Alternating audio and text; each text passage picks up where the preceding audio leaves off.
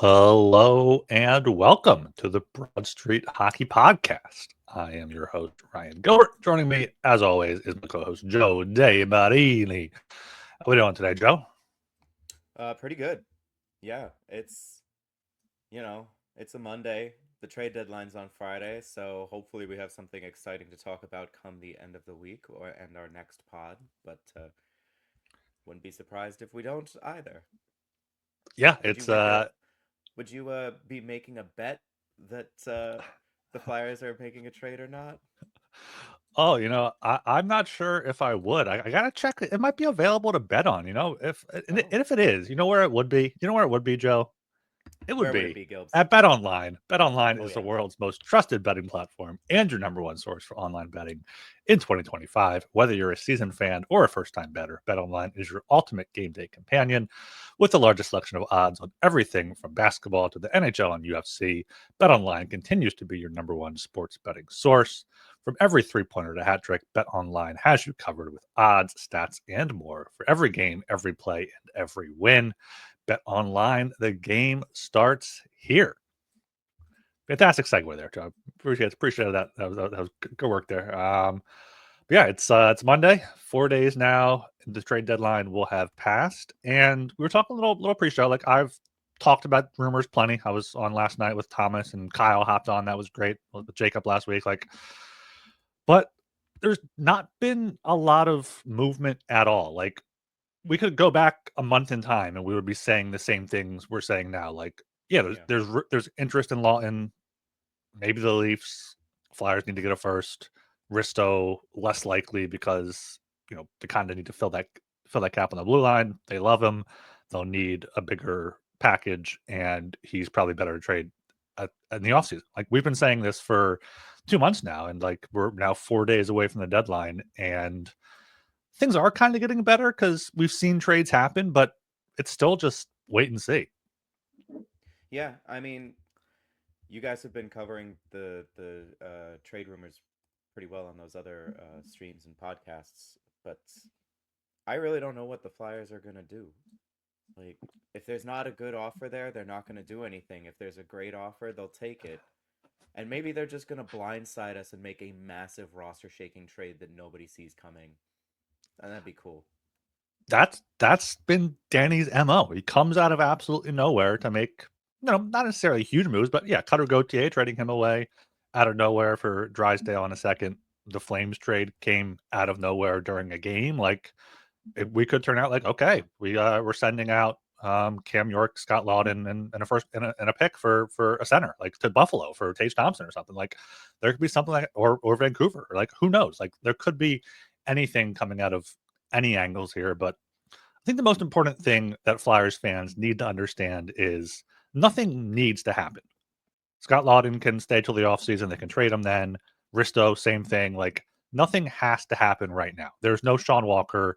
There's no Nick Steeler was a pending free agent last year, and we were talking to him, but there's no obvious trade candidate besides maybe Kuzmenko. Say now he's a pending free agent. He's been okay, but Eric Johnson too is a pending UFA, but like who's he's gonna do? got his he's got Yeah, his ring. Does he really want to just go be a no, number 8 on a contender? I don't no. know. Who's gonna do funny stuff in the back of Brian Smith's videos then if they trade Eric Johnson? They, It's they, they true. can't they can't do that there. So That's an excellent point. yeah, what are your thoughts, Joe? You haven't talked about trades in a week since we podcasted last. There's been a few trades since then. What do you think is going to happen? What do you think is most likely? Like, how are you feeling right now? Well, if they don't make a trade, the rebuild's obviously a lie. It's What over. They were rebuild? never What rebuild? rebuilding. Yeah, No, I I could go either way. If they don't make a move, I'm going to assume that the offer wasn't there to justify doing it. But if they don't make a move now and then don't trade either of Lawton or Risto in the summer, and they're on the opening night roster, then I'm gonna have some qualms with how this is going. Cause like Risto's good, flat out. There's no arguing that. He's a good defenseman now. He's a good second pair defenseman. The Flyers have a bunch of young defensemen that are going to need NHL minutes. This is probably the most that Ristolainen is going to play. Most minutes, most games before the young guns start trying to push for his spot. They can get out in front of it by clearing him off the books now. And after we want to talk big trades, that Seth Jones deal that went on during the Jets game, I want to talk about that because Seth Jones is now a Florida Panther at $7 million a year for the next 5 years. He's way more offensively inclined than Rasmus Ristolainen, but he's a second pair guy basically. He's going to be playing behind Ekblad for now. Maybe we'll see how the offseason goes for the Panthers and whether they can re-sign both Ekblad and Sam Bennett. But Risto at 5.1 for 2 more seasons is a bargain if that's what the Panthers are paying Seth Jones to do. I know there's like name recognition and skill sets, but Risto is a playoff defenseman. He is a hockey man's playoff defenseman. If I'm not getting at least a first round pick minimum, I'm not trading him. Yeah, I was shocked that Seth Jones was traded at all, but apparently there were rumblings about Florida leading up to it. They needed a defenseman there. They need something else now with Kachuk on LTIR. So we'll see what Florida does. I trust Bill Zito to make that move. Like if it was I don't know, Bill Guerin or Brad Treliving making that trade, I'd be like, oh, that's a terrible decision. But Bill Zito has unearthed Brandon Montour, Gustav Forsling. They revitalized Oliver Ekman-Larsson's career last season. Like, Yeah. they are really good at taking defensemen that are cast-offs and turning them into something quality. And honestly, the way that Florida structures their defense is kind of what the Flyers might have to do going forward because they don't have a clear-cut number one all situations guy. It's Ekblad, technically, but he isn't like, he isn't in that upper echelon of truly elite defensemen. So they have to do it more by committee, which is what the Flyers have been doing and probably what they will have to do moving forward. So I like that a lot for Florida. But you're right.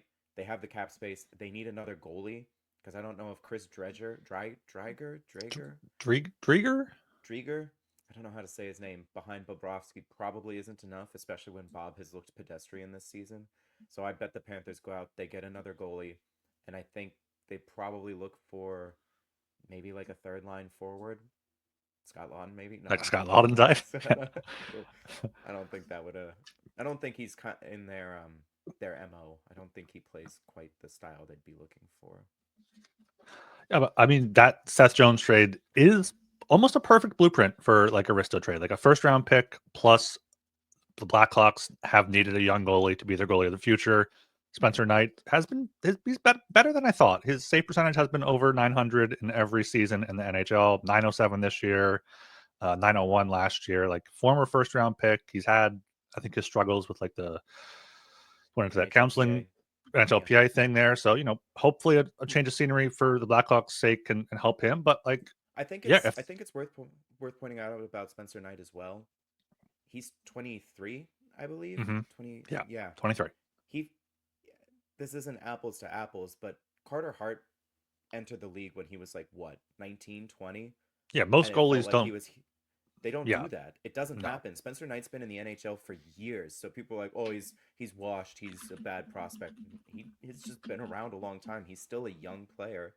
And if Logan Thompson is anything to go by, goalies don't come into their own till they're like 27, 28 years old. Yeah, like looking at Connor Hellebuck, he didn't make his NHL debut until he was 22. He played in college until 3 years there. NHL was, I mean, he was great right away. I didn't realize, but yeah, he's best goalie in the game right now that the Flyers just beat. But yeah, I mean, Yeah. goalies don't goalies don't mature. Goalies don't. It's a lot to transition to the pro level for goalies. Like to go from juniors or college to the AHL even, and then to Or the the NHLs. AHL. Or Like yeah, exactly. The best Russian goalies, Shesterkin, Sorokin. When did Vasilevsky? Well, Vasilevsky probably came in pretty early, but Sorokin and Yeah, he Shesterkin did. took a while to come over, right? Like, Yeah, Sorokin is 29, and this is his fourth full season. He played 22 games when he was 25. Yeah, these best goalies we think about, besides like Hellebuck, and he's an outlier, and Vasilevsky, but like they don't come into the NHL till 25. So he still has 2 more years of development, if the Blackhawks want to call it that. And they'll need it, but behind that horrible team. God, I know. And Soderblom has kind of, I think that's their other goalie's name. He's young. He's like 24, and I think he started to show that he could handle it for the Blackhawks. But that is the template there. A first round pick plus, I would grade Spencer Knight as like an A minus prospect. Like he was a high pedigree pick. Like Mm-hmm. that's a valuable prospect. I don't know if Risto would get you that necessarily, but you could definitely get like a first and a B plus prospect, some guy who projects Yeah. to be like a middle of the lineup player, but Yeah. has potential for more. Yeah, I'm kind of surprised Panthers didn't try to get Mrazek back in that deal, but I know Mrazek has. I just looked up his contract, 4.5 million until the end of next season.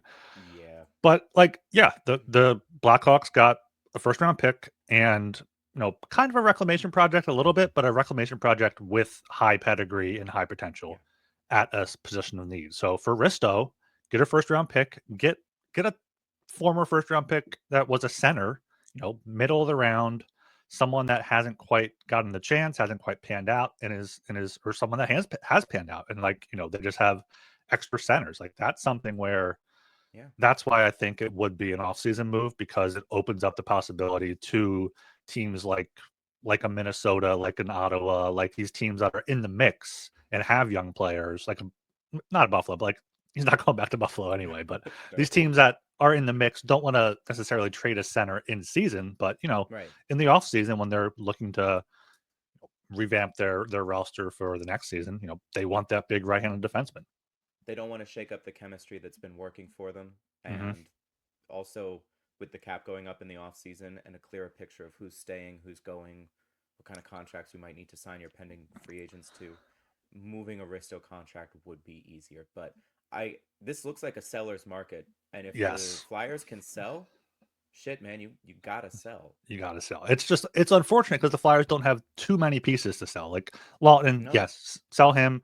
Risto, if you get a good enough offer, yeah. I know Torts has said, if you trade Risto on Friday, you're going to be looking for a defenseman to replace him on Saturday. Which, sure. whatever. You're not making the playoffs. There's 20 games left. We can deal with that. But Although to be fair, who was what player was Torts pumping the tires of leading up to the Calgary trade? It was Joel Farabee. He's was like, it Joel he's been Farabee? playing. He was. I can't tell you how many press conferences Torts was like, yeah, Farabee's playing great. He just isn't scoring. He's playing excellent hockey. He just can't seem to score. He just can't get the points, but he's playing really well. So maybe he's like depressing the value of Scott Laughton to be like, yeah, but Risto baby, like he's the real deal. He's He's a big untouchable. guy. Yeah, he's untouchable. Yeah. Yeah. So yeah. So if Risto gets traded, I'm thinking like Risto's value, unless he gets hurt, which is a freak thing, anyone can get hurt, Yeah. it's not going to decline. And like teams might want to see him be healthy because he was injured for 4 Nations. He was Mhm. injured the end of last year. So they might want to see him play out the year, make sure he has a clean bill of health, and then trade for him in the offseason. But Yeah. also, like, teams want to load up for this season. We see Florida now already making a big move, Avs and Hurricanes also made some additions. Like the East is wide open. So if Yeah. the Lightning want somebody, the Leafs, like these teams that are going to be in the playoffs might want to add these guys. You gotta make them go for it. Yeah. And I'm targeting picks that are not in 2025. Like maybe who knows? Maybe that's the sticking point. Maybe these teams are like, "Oh, we want to give you a 2025 pick," and the Flyers like, "No, we want 26 or 27." I don't know exactly the rules. You can only trade picks 3 years, 3 drafts out or something, right? You So I can't do think the like the only NBA where you trade like a pick in like 10 years or something. no, I don't think so. So like the only picks that could be traded are the years 2025, 2026, and 2027. I think after the draft, you can start trading a 2028 pick.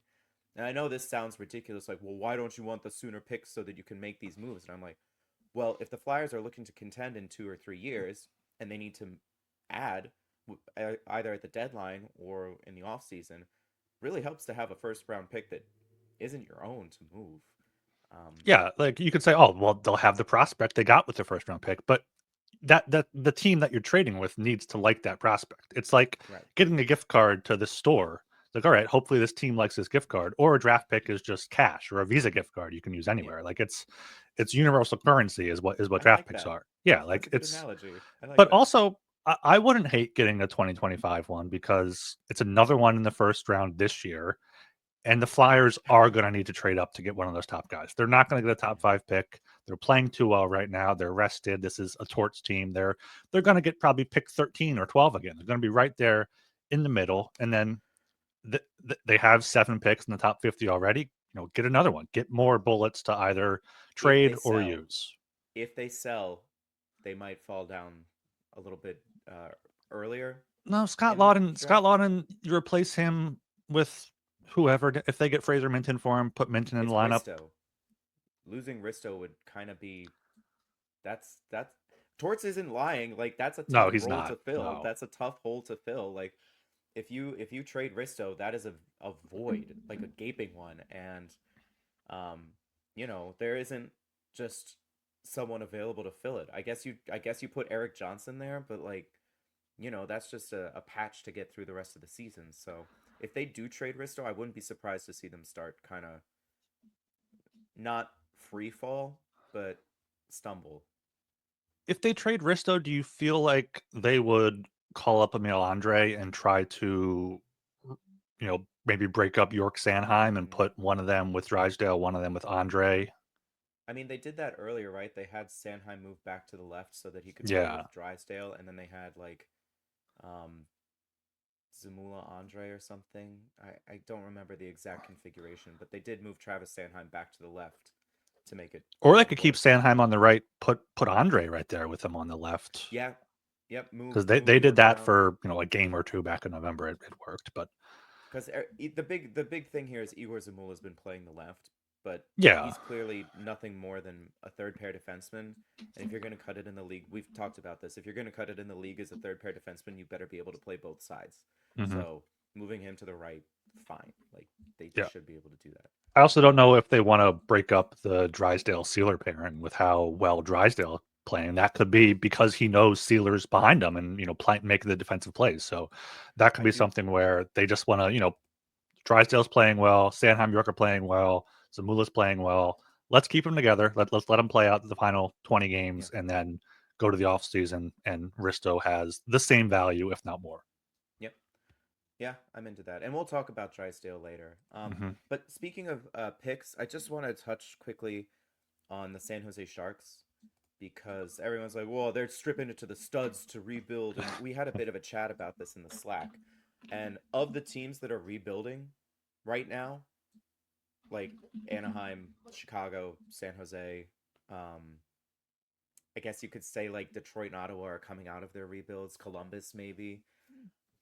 I think San Jose is the most well-positioned. They stink. They suck. They are a god-awful team. They are probably going to pick first overall again this year.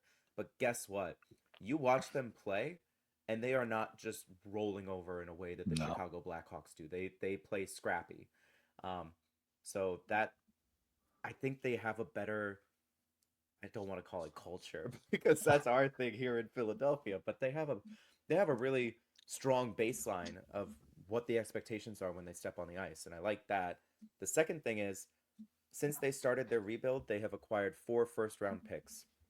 Most recently for Michael Granlund, before that for Erik Karlsson, Tomas Hertl, and Timo Meier. That's 4 first-round picks. The Flyers, since 2022, have acquired 3. The Claude Giroux trade, Ivan Provorov, and Sean Walker. So the Flyers are like, people are like, oh, they need more picks. They need to get more. They have acquired 1 fewer pick than the San Jose Sharks and still have the potential to get 2 at this deadline or this summer for Laughton and or Ristolainen. Oh, can the deadline just be over so I can? I do want to add to that too. The Flyers have the Ducks' second-round pick and Columbus's second-round pick. True. Okay, Columbus is better than we thought, but that Ducks pick is going to be a top 5 pick, so that might as well be a first-round pick of the Stars or Vegas, like the Sharks had. So, yeah, but basically what you're saying about the Sharks is the Sharks are who the Flyers fans that wanted them to tank are. They're like, all right, you can tank, you can get good players like Celebrini, you can have a fun team and still be a bottom 3 team in the league. Mm-hmm. Yeah, but Flyers are too good for that. Like, although to be fair, they almost had a 4th first-round pick. They tried to trade Travis Sanheim. They would have had another first-round pick. That would have been the same that number. timeline would have been interesting if they traded Sanheim. What would they have done with their blue line? Like, who would they have made that guy there? I mean, Who it would have knows? had to have been York or York? Risto, right? Like, Maybe they had a bigger deal. Some oh wait, no, Dom it was the what's his name? Not Pareko. Krug. They were getting Krug back, but Krug, Torrey like, Krug. Yeah, it would have been him. yeah, whatever. There. Whatever. Whatever. Torrey Krug. I'm happy with how it turned out, honestly. Like Yeah. the Flyers have the guy, they have the star in Matvei Michkov, so you know they can finagle. And speaking of Michkov, should we talk about that uh, roofing?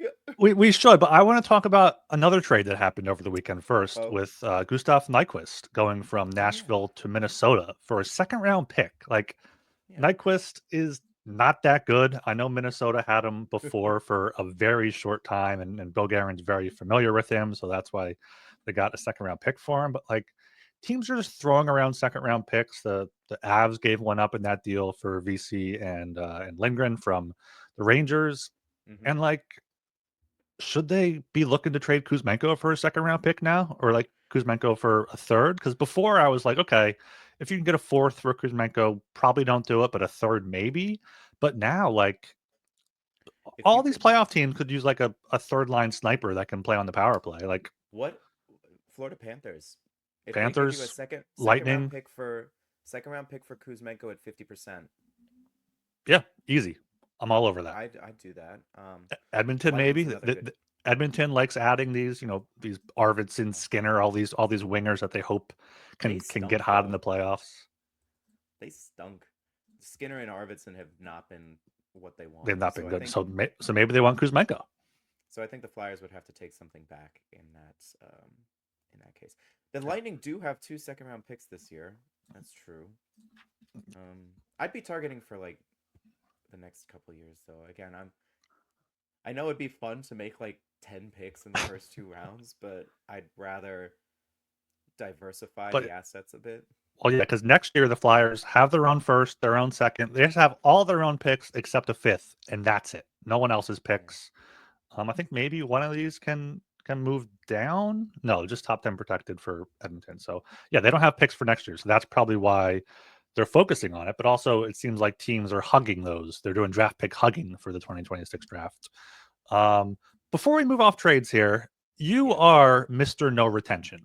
How do you feel about potentially retaining on Ristolainen? No, definitely not. Kuzmenko, yes. Risto, no. If Seth Jones is getting traded and still at 7 million, a team can handle 5.1. Like that trade kind of sets a bar for the Flyers. Like this guy just went on a worse contract for a lot more money and you want us to retain on 5.1? Get out of here with that. Get out of here with that. Is it because you don't want the money on the books, you don't want the retention slot tied up, or you just think they can get I, a good enough value without retaining? They I just think have they can get Hayes. They have Hayes for this season, next season, and that's it. And like, there's no other bad contracts you might need to retain on in the coming years, unless they somehow trade Couturier or something like that.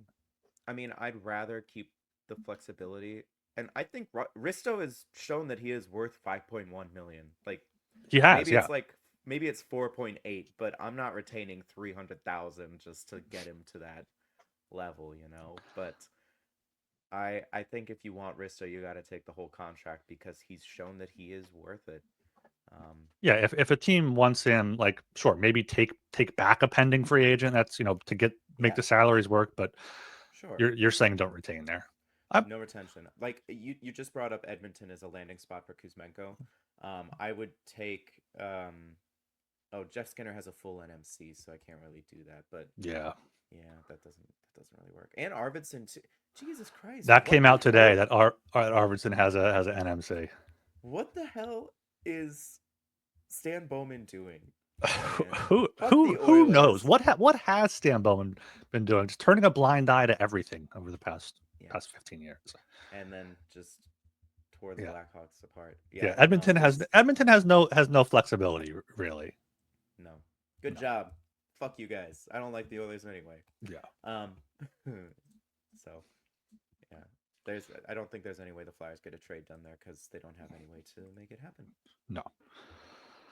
Yeah, we could talk about the roofing on Saturday night. Ivan Fedotov coming up huge, out dueling Connor Hellebuck, the by far Vezina Trophy favorite there, and then Matvei Michkov in the shootout. It just every new angle I see of that, it's just it's beautiful. It's beautiful. It is a gorgeous. Just if he wins the Calder, that's on the highlight reel for sure. Yeah. I watched the Jets game with my parents. I was at home this weekend, and we could not stop laughing at Ivan Fedotov's glove save, where he makes the save and then just like falls flat on his face as he's like making the save. Like you see him catch himself in midair for just a moment as he makes the save in the glove, and then he just face plants onto the ice, and we were like, What? How is he able to make all of these stops? He just looks so goofy every time he makes a save. Yeah, I think I saw a quote from him. I forgot who posted about it, but it was like, "Oh, whether I play good or I play bad, it's gonna look weird." It's like, yeah, yeah, you look weird in the net no matter what. Like you're just flopping around out there. That was a joke. Well, you think? Well, did I get evil grittied? I think Charlie O'Connor posted that, but he also like asterisked like not an actual quote or something. Oh, whatever. But still, it's it's good.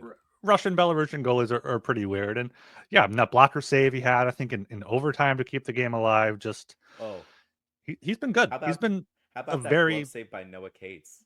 Oh yeah, I mean that shows you that how bad Fedotov could be. Like if that goes in, and like, oh, why is Fedotov out of the net so far? But he gets bailed out by sniper Noah Cates. Noah Cates has been on fire. Like yeah, this whole team coming out of the break, we thought they definitely needed it.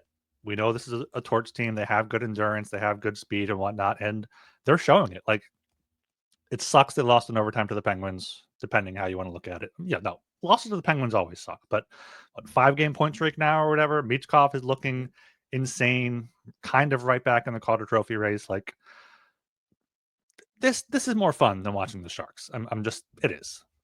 It's true, it is. But part of that is because we're more invested in it than we are the Sharks. And yeah, I just always go back to in my freshman year at uni, it was like what 2009, and some of the guys were just playing NHL 09 or whatever the game was, and one of the guys, he was a huge San Jose Sharks fan.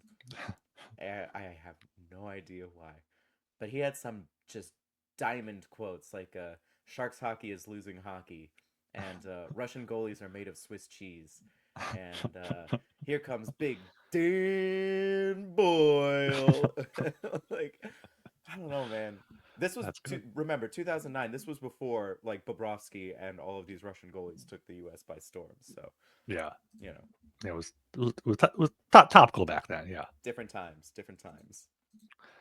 Yeah, so I mean, Flyers might have a decent goalie tandem in Ersin and Fedotov. Fedotov is all you want out of a backup, which just makes me go back to why were you playing Kolosov? Why were you playing Alexei Kolosov? I know Fedotov looked awful in his first 3 or 5 games in the NHL, but since then he's been perfectly fine. I think 896 save percentage since like early November, since that game against the Lightning. So, I mean, Ersin's getting back up close to 900 on the year. Like, if they had this all season, they're probably in a playoff spot given how bad the East is. Yeah. I mean, the Kolosov thing is just a weird situation, so I'm not going to pin that entirely on like Torts. No. Like no, you don't pin it. I'm just pissed off at Kolosov. I'm not mad at Briere or Torts mishandling it.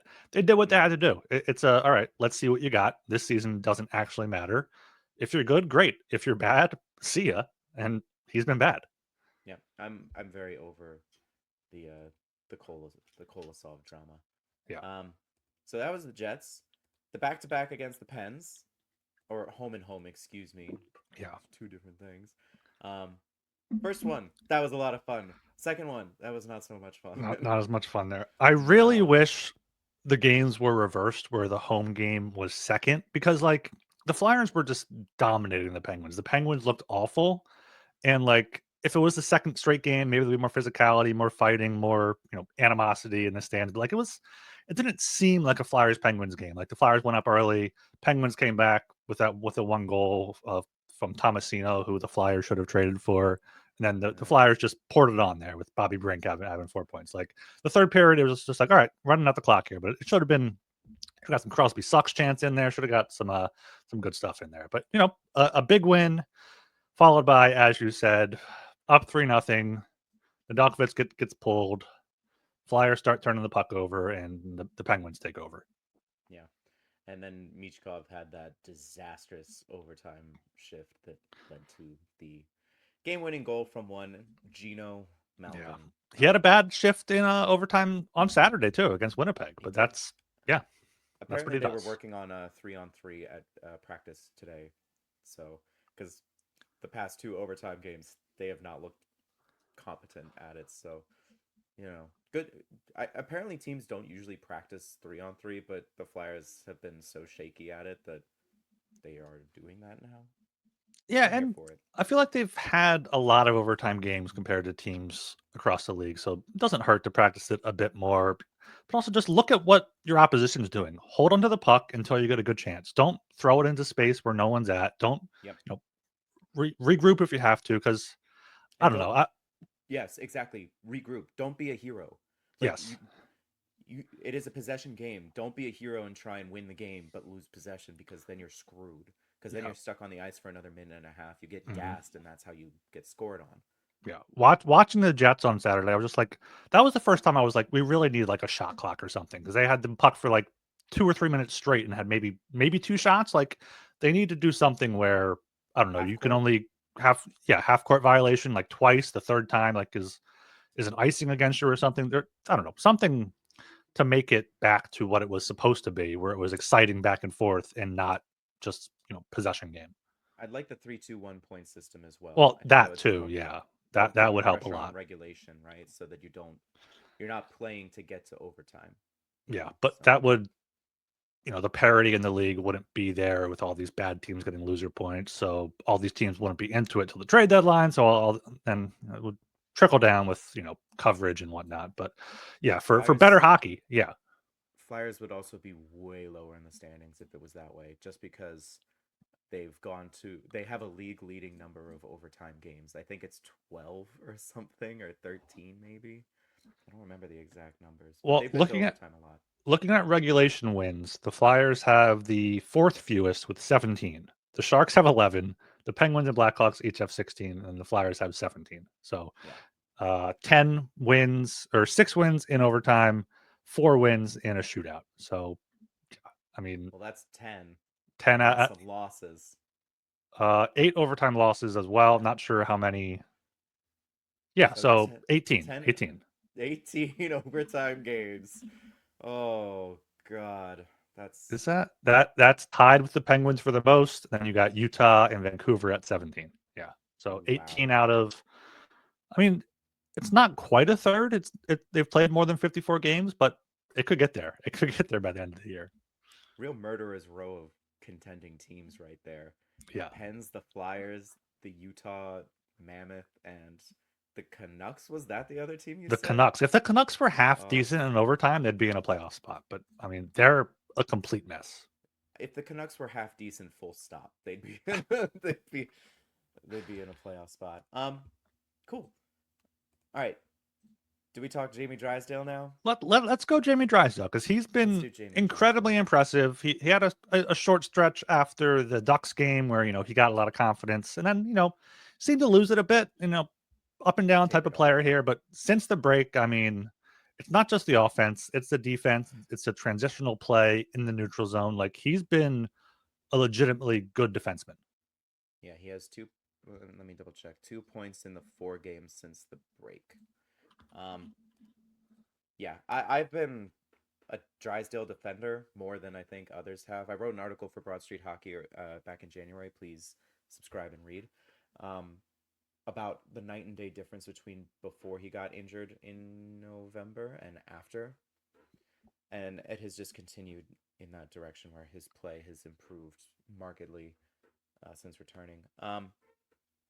He might be really good. And that is not just good for the Flyers. It gives the front office some credibility. right? That their pro scouting department, that Danny, that Jonesy, that they can target these reclamation project players or maybe depressed assets, not even a reclamation project, that just they're not in the best situation, and they are able to pick them up and turn them into something really useful and really good. We talked about the Panthers doing it at the top of the pod. Flyers are going to have to do it too. And Drysdale, if he continues to improve like this, it gives me a lot more um, hope in the front office's ability to find these kinds of players and not be afraid to take that risk and go get them. Yeah, he's been the perfect example of someone that, had high expectations in Anaheim, was a sixth overall pick, got rushed to the NHL, Mm-hmm. bad development system. The COVID season was in there, like contract holdouts, never got a full training camp, injuries. Like he had all the bad luck in the world. And then coming to Philly, last year, very shaky, which is understandable. Injured But again. now, yeah, and then this season, I keep forgetting. Like in November, he was hurt, and then was probably able to play, but stayed on IR because the Flyers were playing so well. Andrei was playing well, like, and that definitely helped him get back to like 100%. He It was needed that also time watching the games, practicing and whatnot. Like watching the exactly. Flyer system from above is a complete difference from watching it on video or on the bench. Like you can even tell, like if you go to games and you have lower level seats, they're great seats, but you can't really tell what's going on the ice. You go upper level, you can see the whole thing. You can see the play pan out. You can see how the forecheckers are set up. You can't even see that on TV. Like so in film work, they can't really show that. So getting him away from the game, but also still right there is, I Yeah. think, something that was huge. I like to consider that month on IR as like summer school. Like he basically was just a student of hockey for that month. Because Mm-hmm. Torts has been honest, like we had to just rebuild him from the ground up and teach Yeah. him how to play defense. And Mm-hmm. I was listening to the PHLY post game pod on my walk to work today, and they pointed out something interesting about how Torts year one was like, we're going to learn defense, and that's all we're going to do. We're going to check the hell out of our opponents, and we're going to play defense. Year two, it was like, right, you've got the defense down. Now we're going to attack off the rush. Now we're going to do that. And then this year, it's been more of a like, we got to get the cycle game going because y'all suck at that. So it's been like each year has been a focus on a different facet of how to play hockey, I Mm-hmm. guess. And Drysdale's year here is like a microcosm of that. Like he's doing the like rushed course version of what Torts did with the entire team. It was like, right, you got to learn how to play defense. And then over the past few weeks, it's like your defense has been pretty good. He's made some good reads, some good poke checks. He's Yeah. like kept up with opposing players. I think back to that shift a couple weeks, or was it against the Penguins? The one against the Where Penguins where he had a chance, knocked it yes, down in the neutral zone, then came in and fed who's Forster Forster. scored that? Yeah, that Yes. was amazing. Okay.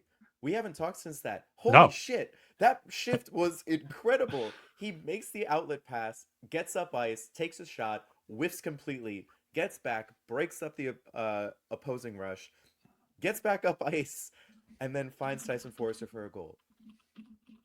That is exactly what Drysdale's promise was when he was drafted. Just this incredible mobility and offensive acumen to like get this stuff done.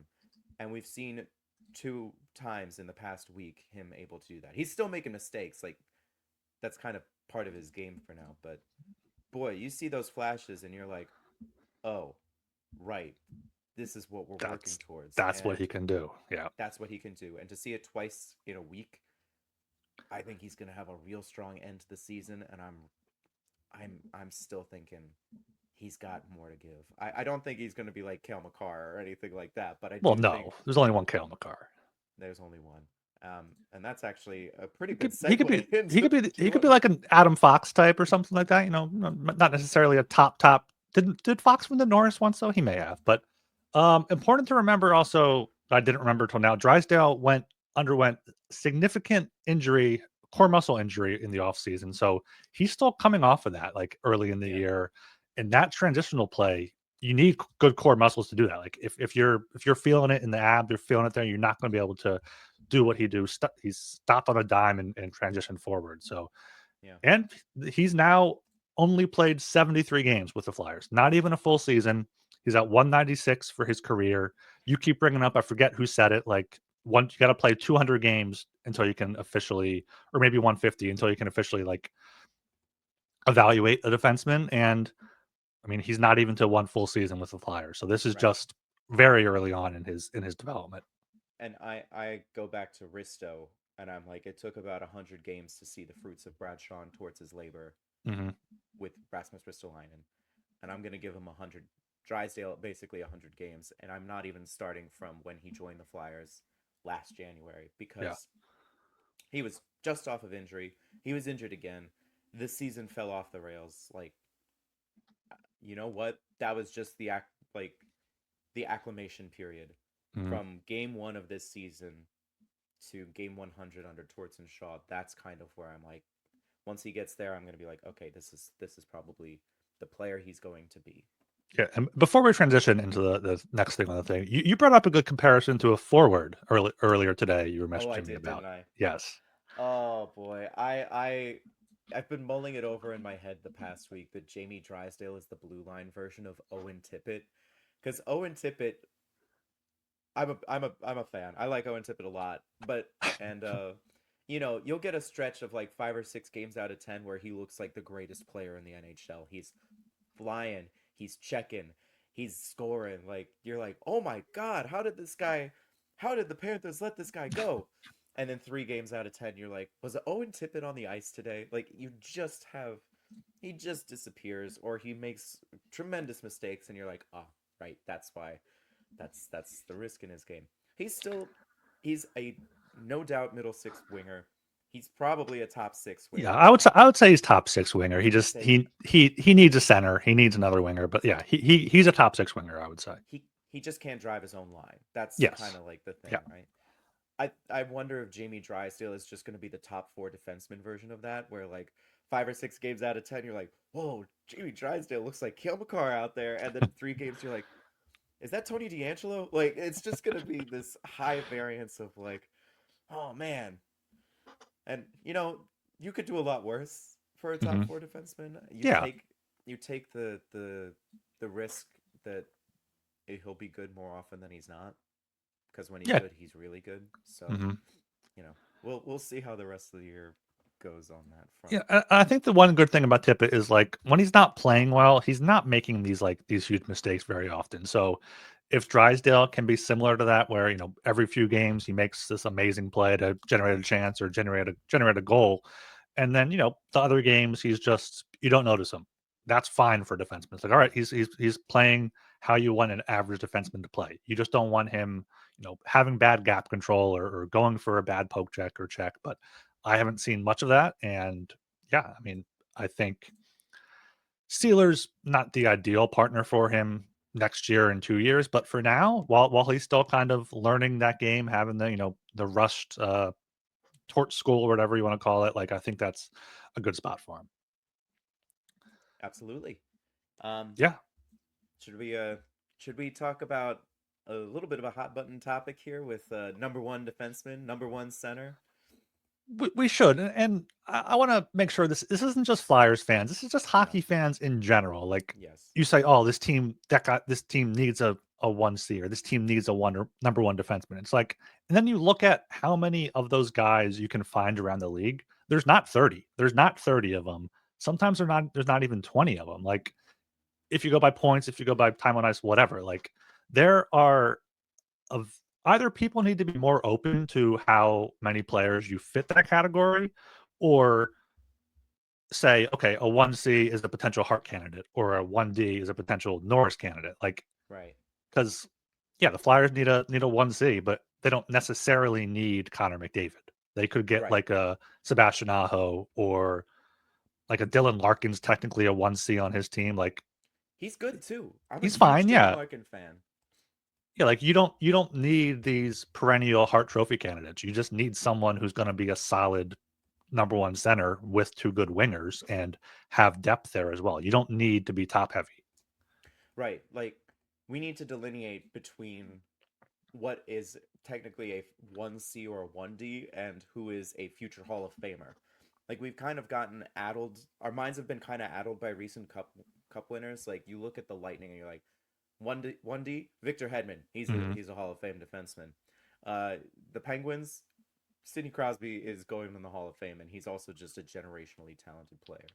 Uh, the Panthers, Barkov, he's building quite the case. He's got what, two Selkies now and a cup. Like Yeah, he'll get there's a a third chance this he's year in. too. Um, and then the Avs, you've got McKinnon and McCarr. Like both of those guys are going in the Hall. Like let's be real, but you can still be a cup contender and not have that Hall of Fame level talent. Sebastian Aho, outstanding center. Probably not a Hall of Famer. I also think about like Jack Eichel on the Vegas Golden Knights. Like he's really good, but I don't I don't know if he's going to be a Hall of Fame player at the end of his career. Alex Pietrangelo has a better case than Jack Eichel, I would say, but We'll yeah, we'll see how Eichel does the rest of his career. we'll I see. think he might have a That's true. decent chance, but yeah, like to have a dynasty like the Penguins, like the Avs, if you want to call it that, like the Lightning, you need at least a 1C or a 1D like they had. But to Well, be a no, a Hall team, of Famer. Like you well, need yeah, you it's not need just a 1C, it's like a generationally it's talented like future a Hall of household name. Famer. Like a casual Right. fan is very aware of this guy, like and is aware of how good Yes. he is. Like, but even the Panthers, like Barkov's really good two-way center. Didn't really have that number one defenseman. Ekblad, Forsling were both great, but didn't have that. Montour, But maybe. yeah, Bob came up huge for them, as a goalie. But like you can just have a really good team up and down and not need that, you know, top 1%, top 5% center, top 5% defenseman. Like if you actually look at, like I did it in the offseason, like how like teams one season how they got them. Like there's so many guys there that are just like, yeah, I guess this guy's a 1C, but you wouldn't call him that if you just like having a discussion about it. So Rupe Hintz is like one of the ones that screams it to me. He's the 1C for the Dallas Stars. Him, Robertson, and until last season, Pavelski. I guess it's Wyatt Johnston's playing. That line rules. But you wouldn't think of Hintz as like a a first line center. Joel Eriksson Ek with the Wild as well. Like yeah, let me just yeah, look up NHL.com stats. I know their positions aren't always great, but I'm going to go by center and go for the top ones here. McKinnon, Drysdale, McDavid, Eichel, Hughes, Marty Necas they have as a center. He's not a center. Shifley, Duchesne, 62 points. Jesus. Point, Stutzla, Nick Suzuki, Aho, Dylan Strome has 59 points. Wyatt Johnston, Barkov, Larkin. I call Granlund has 52 points. Like Marco yeah, Rossi, who Flyers fans, we could end up getting Marco Rossi in the offseason. He has 51 that's points true. in 61 games. People are like, oh, he might only be a 2C. And sure, he might only be a 2C, but put him with Michkov and Tippett, and we'll see how that line performs. Like, Right. yeah, Flyers need a 1C.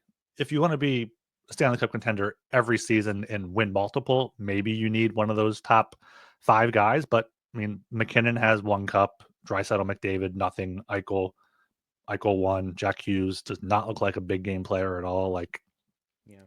it's it's easy to just say, oh, this team needs a 1C or a 1D. Like, yeah, no shit, this team needs a 1C or a 1D. It's like saying in football, this team needs a top quarterback. Okay, yeah, Duh. no shit, but Everyone needs that. you need to build around him too, and that's what the Flyers philosophy of this rebuild seems to be. It's like, all right, we have these pieces in place. We have a bunch of middle six wingers.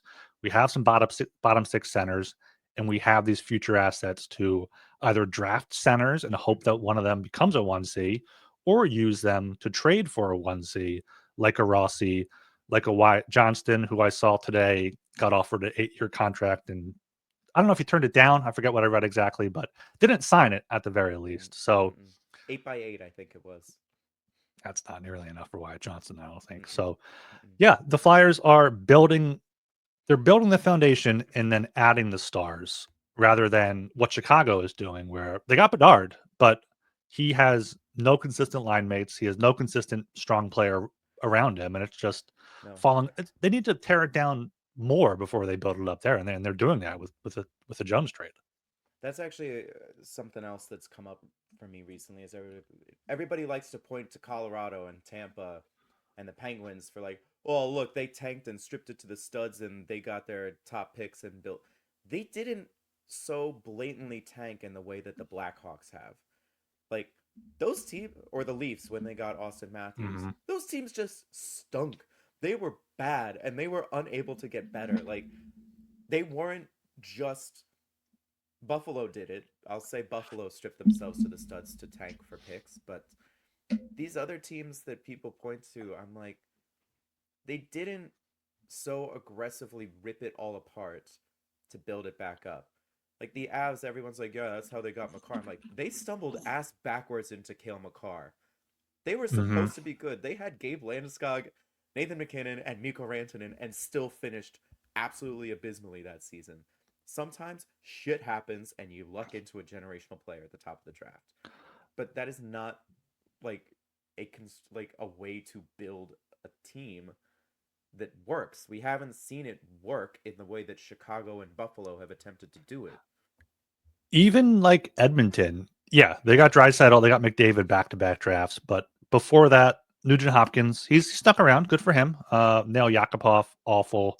Darnell Nurse has been a solid bottom Yeah, four defenseman. Puyarvi above him, like yeah. Yamamoto, Bouchard they got in 2018, Broberg in 2019. But Broberg. if the Oilers actually hit on even one of those picks, they probably have a cup by now. But only because one of those picks, besides the big two, they just have the big two, and that's it. And they have not been able to build enough around them.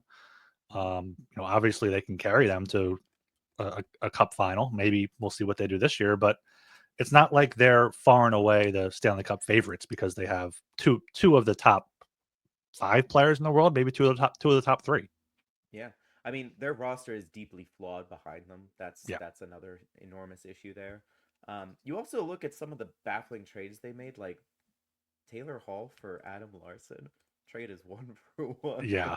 Uh, Look at like, I'm looking at 2016 draft when the Oilers got Puyarvi. Drafted after him, Matthew Tkachuk, Clayton Keller, Sergachev, Charlie McAvoy, like guys that if the Oilers had instead of Puyarvi, like imagine Tkachuk on that Edmonton team. Or unbelievable. 2019 when they got Broberg, Zegras after him, Matt Boldy, Cam York, Caulfield, like they just galaxy brained it a few of these They drafts.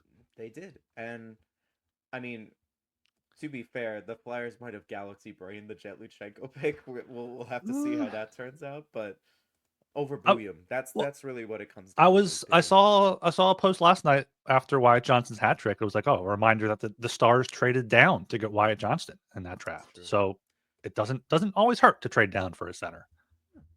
Um, but yeah, I just it's been frustrating to just hear everyone, oh, we need a 1C, we need a 1D, and I'm like, yes, but you also, when you say that, you're equating it to a future Hall of Fame player, and I'm like, Yes. that Yeah. it is broader than that. There is more than just your Makar, your Hedman on D. There is more than just your Crosby, McKinnon, McDavid at center. Dylan Larkin, Rupe Hintz, Sebastian Aho, like these are really good players. They can be my first line center. And then if you put Michkov, who is going to be a superstar, on their wing, suddenly you have just a really dynamic line. Even in Utah, I'm really excited to see Logan Cooley take off. I think he's got a lot Utah of has potential. a good young foundation Yep. there. Yeah. And then Matty Beniers in Seattle, he's kind of had like down seasons since his Calder year, but he's still a pretty effective center. And then there's one other guy that I, Andrei Kopitar is obviously a Hall of Famer, but he was picked at what, 11th overall or something? Like yeah, it you just can get guys in the happens. middle. Yeah. It happens.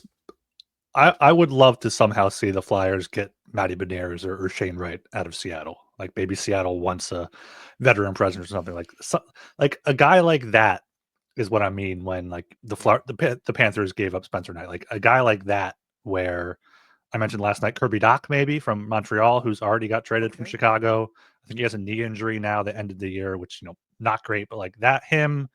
I New was Hook? looking New Hook, sure, like someone like that. But I was looking to find like the next Dylan Strome, who went a few Oh different yeah. places and now is in Washington and is centering Alex Ovechkin on the top line of a President's Trophy winning team, or Pierre-Luc Dubois, even, who everyone laughed at the Capitals for that trade, and he's playing great defensively, great offensively for their second line. Like, you have to find those guys somewhere, and I mean, as you said, Drysdale gives you a little bit of confidence in the pro scouting department to go out and find them.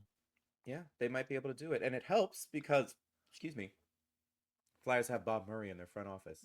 Bob Murray was the GM of the Ducks when they drafted Drysdale. Like, they knew his game quite well. So, sometimes it's who you know and who you bring into your organization, which is, hopefully we'll see some changes in parts of the Flyers behind the bench. Yeah, in the AHL, perchance there. nice.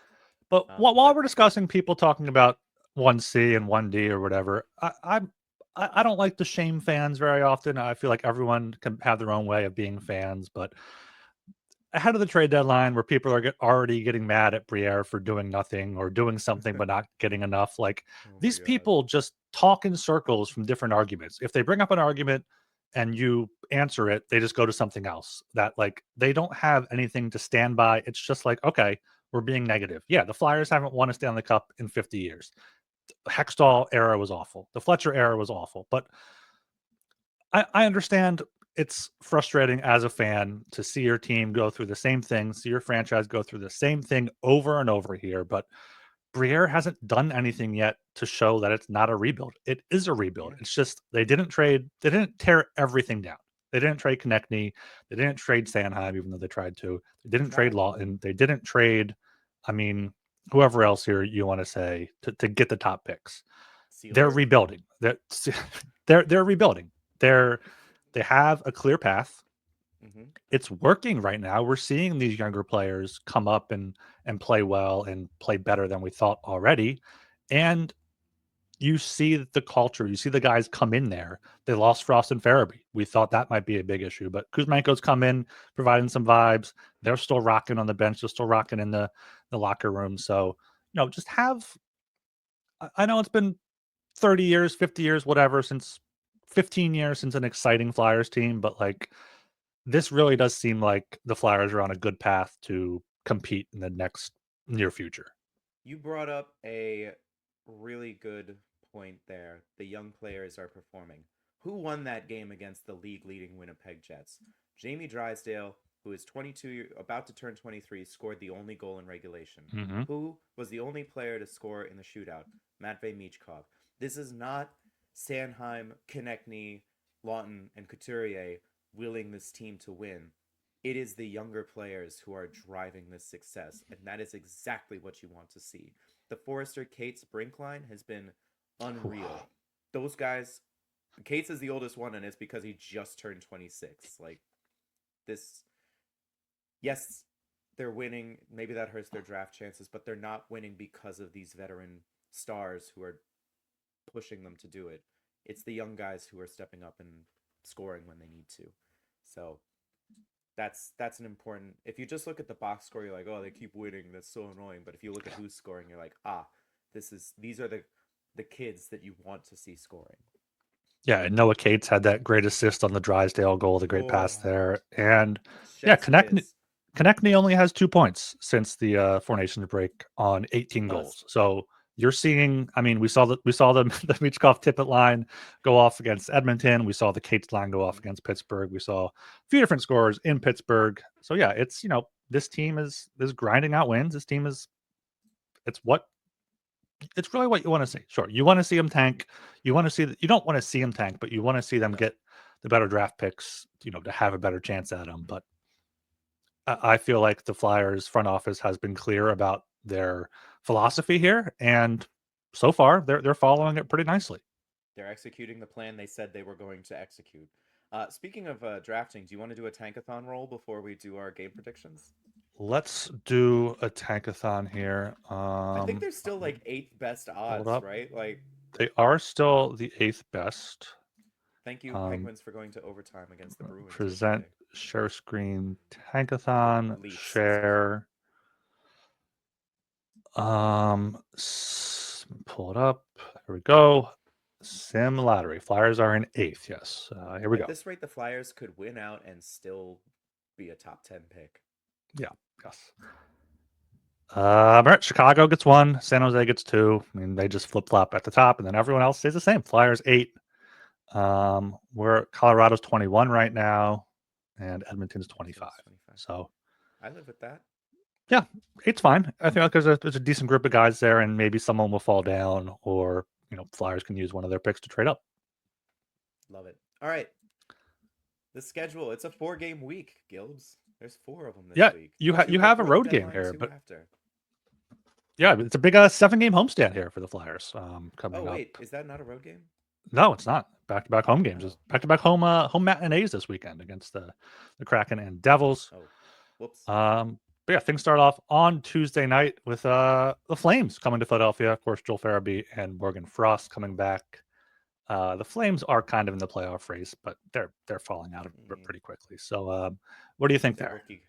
I don't know. I think the Flyers can win that one, but I think Morgan Frost revenge goal is almost a given. I bet he hits at Michigan. You're looking at the Flames schedule. They beat Washington, but since then, at Tampa lost 3-0, at Florida lost 3-0, at Carolina lost 2-1 in overtime. So they're not generating much offense. I know those teams are better than the Flyers. So I'm saying we get like a 4-2 Flyers win here. Flyers keep rolling here before the break. Maybe they become buyers, or we'll never know. I think it's going to be like a 3-1. I think that Morgan Frost Michigan is the lone goal. Yeah, I could see that. And then Thursday, trade deadline eve, we have the Winnipeg Jets coming to Philadelphia. We just saw them beat them 2-1 in a shootout on Saturday. But what do you think is going to happen Thursday? Well, I think I said on the last pod that if the Flyers want to win that game, they have to win it 2-1 because the Jets play really well with a lead. Mm-hmm.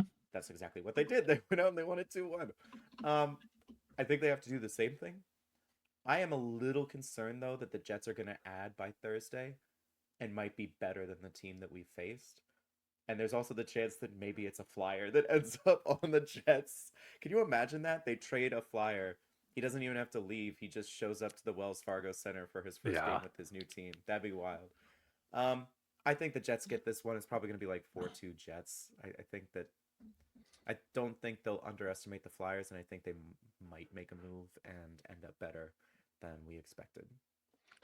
Yeah, I think the Jets probably get this one too. Yeah, you could see Ristolainen and Laughton are both potentially going to Winnipeg there. Not both of them, probably one of them if anything. But yeah, probably a 3-1 type of win for the Jets here. I think Hellebuyck isn't going to be beat twice by the same team in a week.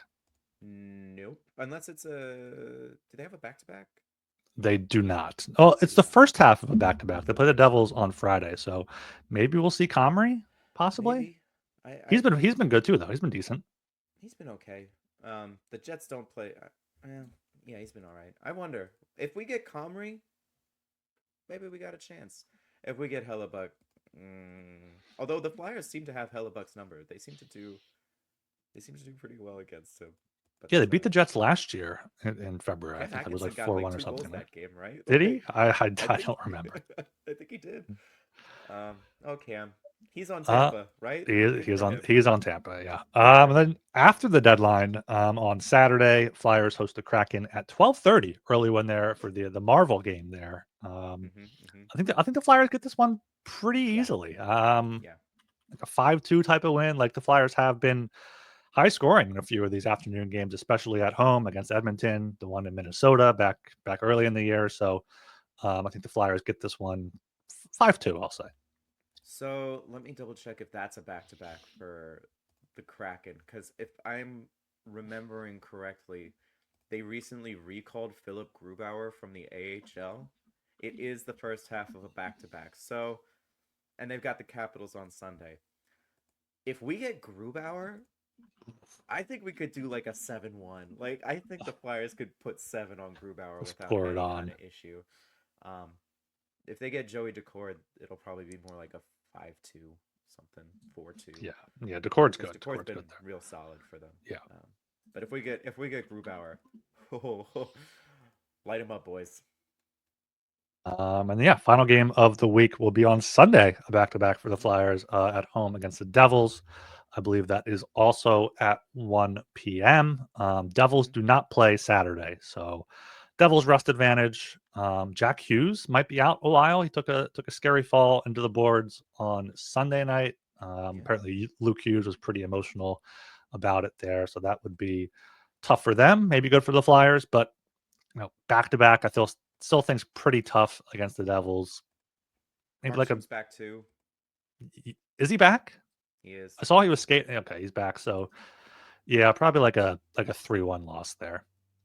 I think 3-2 overtime loss. It's just gonna piss people off because there's that loser point. But they're gonna sell and get a loser point. Yeah. Here's the question: which game does Fedotov get?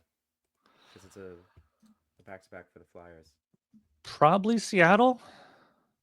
The Flyers have played the Devils 3 times now. Ersson played the first one in New Jersey, that Saturday one.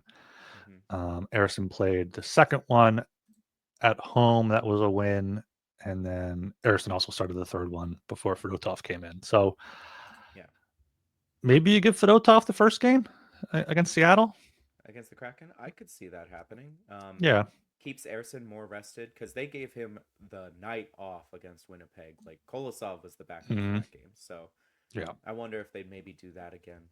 Which in hindsight, I really like that because he played Thursday. So give him Friday, Saturday, Sunday, Monday off. I mean, practice, whatever. But yeah, four straight days, no game action, then get back at home against Calgary. So I like that a lot. Yeah. So yeah, I think you're right. I think Fedotov gets the Kraken and then Ersson gets the Devils. Or maybe they'll give Kolosov a look against the Kraken because they stinky. But I don't want to see Kolosov in that again. I don't want to see. I said 7-1. It could go the other way if they put Kolosov in. It could be like that Cal Peterson Penguins game last year. It was like 6-5 or whatever. Yeah, we're going to be talking about that game for years. That was just that was the worst. But anyway. All right, we talked before. Potentially, we might we'll probably do something Friday after the deadline, 5:30, like a happy hour stream there. So keep an eye out for that to potentially take some live calls via Discord or just in the chat. Mark that down on your calendars there. But Joe, what do you think is going to happen? The deadline. Laughton moved, Risto moved, Kuzmenko, some wild card player. How are you feeling? Prediction? Yeah, this is kind of the final prediction, isn't it? Scott Laughton, and that's it. Yeah, I think Scott. Well, do I want to take a risky? Do I want to be bold? Do I want to put a spicy thing in here? Scott Laughton and one of the first round picks for the Flyers, one of the Edmonton or Colorado picks. Who are they getting then? Could be Easton Cowan or something? Sorry for our non-video watchers. I'm shrugging. Yeah. Imagine something. No, okay, forget that. Just Scott Laughton. No, they're not giving up. Yeah. I think Scott Laughton is going to Toronto. I think the Leafs will finally agree to give up Fraser Minton, who is, a Scott Laughton type. Maybe he has a higher potential. He can play right now, grow with the young team. So maybe Minton in a second for Laughton, especially if you have to take David Kamp's contract back. Maybe you get more there. But saying Laughton for Minton, and then I do think Kuzmenko goes probably for a third, maybe like a third and a fifth or something. But I do think they do end up trading Kuzmenko. I think he's been too, but do not take David Kamp's contract. There's 2 years left on that. But also, I think Kuzmenko's too buddy with Michkov at this point. Like they seem to be in good spirits during games and stuff. Like maybe you just keep Kuzmenko as like a own rental because he's like a Michkov whisperer or something. Because hey, when did Michkov start playing well? As soon as Kuzmenko showed up. Yeah, I wouldn't mind keeping Kuzmenko. Bring him back maybe on a 1-year deal, maybe 2-year deal. Help lure Kaprizov to Philly when he's a free agent. So get all the Russian stars here. Get them all. We got to go for it. Yeah. All right. I think it's going to do it. Make sure you are subscribed to the Broad Street Hockey YouTube channel. Doing a bunch of fun stuff there this week. Got a bunch of videos, streams showing up there. Make sure you're subscribed. Also, BroadStreetHockey.com, of course, going to have plenty of content up and through the trade deadline. So BroadStreetHockey.com, $5 a month can support independent coverage of the Philadelphia Flyers. Follow on Twitter and Blue Sky as well. And Joe, where can people find you? You can find me at jfdemarini.bsky.social. 4 more days of Twitter, and then it is gone. Yeah, you can also follow me on Blue Sky at ryangilbert.bsky.social. And until next time, thanks for listening. Go Flyers!